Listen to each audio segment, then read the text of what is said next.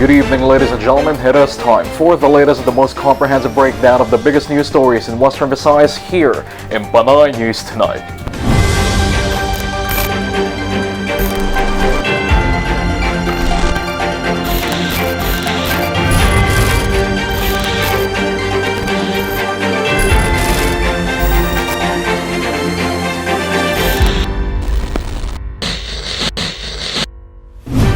What caused traffic congestion in Iloilo City this Tuesday? Was it residents shopping for this coming Christmas Day or gasoline stations offering 50% off their petrol?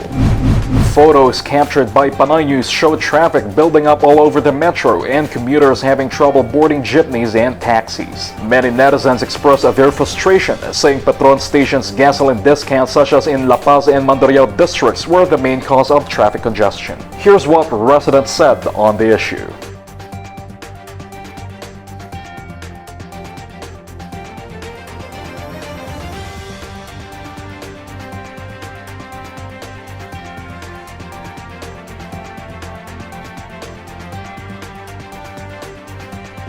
A fire totally gutted two houses and partially damaged a warehouse Monday evening in Barangay Monica Blumentritt City proper, Iloilo City.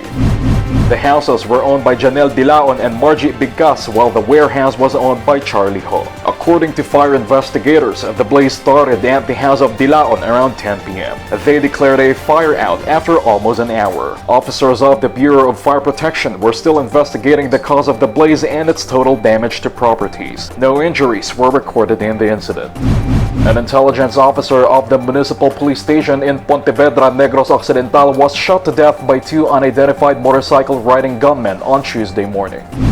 The 37-year-old police staff sergeant Ildefonso Casugod of Barangay Recreo, Pontevedra sustained gunshot wounds on the head. According to Pontevedra MPS Chief Police Captain Hansel Lumandas, Casugod was about to join Municipal Mayor Jose Maria Alonso for a jog in the municipality's reclamation area when gunned down by one of the suspects. Casugod was rushed to the Bago City District Hospital where the attending physician declared him dead on arrival. Lumandas said witnesses described the gunman as a medium-built 5'5" male wearing a blue jacket and black jogging pants.